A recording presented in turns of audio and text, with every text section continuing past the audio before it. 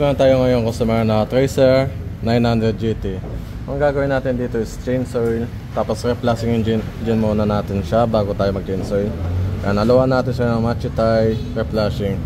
Yan. Ihalo natin sa langis, tapos papandarin natin siya ulit para umirot yung langis sa loob. Para malinis yung loob niya, yung mga halibaba, maano.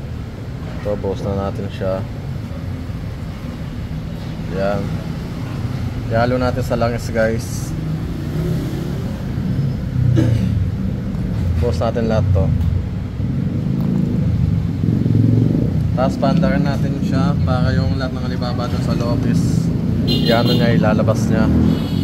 Para kapag mamaya, pag drain natin sa langis, magano, sumama lahat. Ay, mainit.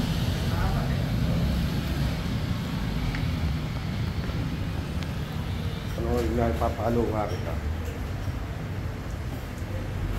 Hinahanap ko yung meron akong ganyan eh, nakaganyan ako eh. Nakaganyan.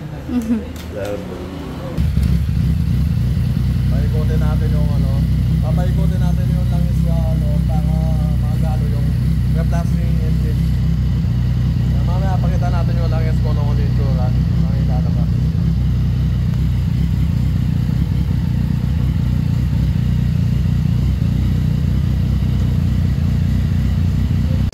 Everyday routine, guys. Bentori 500 tune up. Simula kasi daw na PMS, lumakas yung ano ng gas.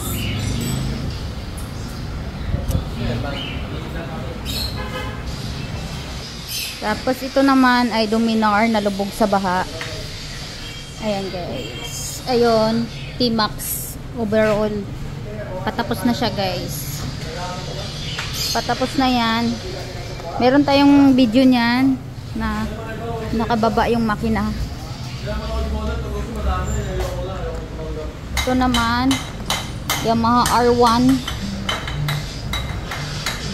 Disgrasya to. Basag.